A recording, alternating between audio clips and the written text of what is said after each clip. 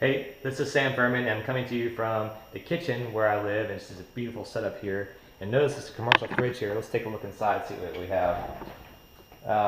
You'll notice we got a lot of foods, iced tea and stuff. Down below, actually, there are, I don't know if you can see that, there are a couple of root beers.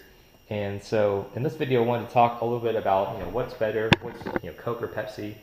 And honestly, I don't drink either of them. Those are the two big competitors. But what I think is interesting about the two is that one time Pepsi asked Coca-Cola, I believe this, I have to fact check this, I believe this story to be accurate. Pepsi asked Coca-Cola to buy them out, and they wouldn't do it. And so now they're their biggest competitor, which I find interesting. But if you're gonna drink a carbonated beverage like that, a soda, the diet versus real sugar, I would just rather have the real experience of sugar because diet drinks have sugar alcohols in them, which are proving to be really bad, almost more so bad than regular sugar. So something to think about. But what I find interesting about the story of Coca-Cola is that back in the day, I believe this is from I think this is from Think and Grow Rich. The story came from that a pharmacist was the original holder of the ingredients for Coca-Cola, and that an entrepreneur bought that kettle and system from the pharmacist. I believe this is from memory. They bought those ingredients with a little paper list of how to make it. And from that, a multinational, multi-billion-dollar company was formed, all off of that single transaction of an old pharmacist in the back room of a pharmacy somewhere.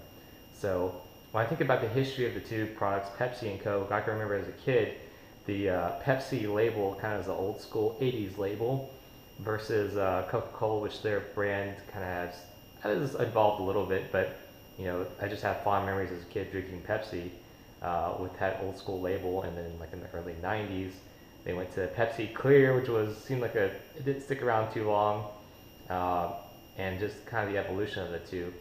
But I know for growing up in my household, Coca-Cola was always a brand name.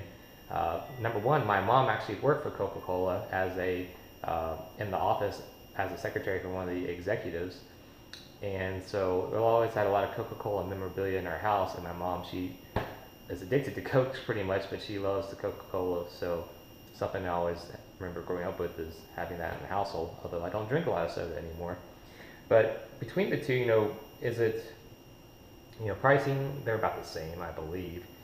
It's interesting. A lot of places that serve Pepsi products, they can't serve Coca-Cola products, which they have a whole umbrella of things underneath them, teas and different variations like the Sprites and lemon lime drinks. So between Coke or Pepsi, my favorite, I guess I would say Coke would have to win out, but over Coke, I would say Dr. Pepper, like with real pure cane sugar, would be my ultimate pick between the two. So thanks for watching this review.